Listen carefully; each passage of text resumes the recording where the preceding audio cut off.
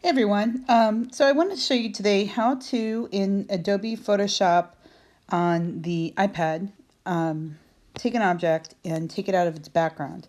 And you can see I've done this already with a couple pencils. And I'm going to be taking these pencils and eventually putting them together into a shape. I'm not quite sure what it's going to be yet. I was thinking of making like a pencil tree, but I'll worry about that later. So I'm going to click over here. I'm on the left side of the screen, again, by the little icon that looks like a mountain with I guess a sun or a moon. And I'm going to go to my photos. And I've already gone online and found an image of a pencil. And I really want to emphasize how important this is, that the image you choose, it's a lot easier to separate it from its background when the image has a plain white background behind it like this one does. I mean, you can do something with a more complex background. I just found this to be easier. And I'm going to make this other layer invisible for a second so it's not as distracting. All right, so I've got this layer. How do I get that white background out of there? Well, you use it using the selection tools, which are over here. And I'm going to go ahead and click on the one. It looks like a paintbrush with a lasso.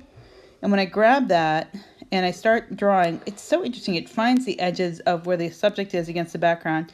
This really only works well, again, if you have a background that is really, really obvious. If there was a lot going on in the background, you couldn't do this. But see how quickly it did that. And what it has done basically is it selected the area around the pencil. And you can see at the very, very bottom of my screen, you see deselect, mask, erase, invert, and then more. And more, you can see it just says that. I'm going to hit erase down here at the bottom. And look at that. It gets rid of everything. And now I want to deselect this. So I no longer have, I'm going to call them the selection of the marching ants. And now I have my pencil. And I can see if I zoom in, there's still a little bit of extra stuff. That's where that line was. So, and I can actually see a little trace of an outline there as well. So I'm going to come in with my eraser. And I recommend when you get an eraser tool, so I'm going to hold down on the eraser. I'm going to get a hard round eraser and a relatively small size. And you can see I can come in here and just sort of erase all the stuff. And I'm even erasing this edge around the pencil. So it's really obvious to me, but you might not see it very well on your screen, but there's like a faint white line here. And every single time I select that pencil, that's going to show up. So if you have anything in the selection that's a problem, or in this original image, you want to get rid of it. But that's how you basically take out the object from the background. I could spend a lot of time erasing the background, but I wouldn't get this kind of result. So that's not bad.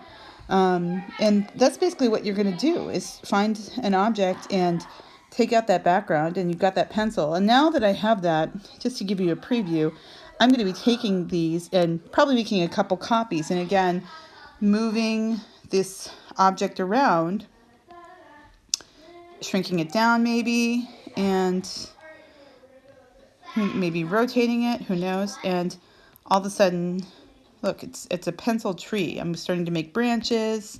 Who knows what I'm going to do? I have to play around with this. But that's kind of where we're going with this.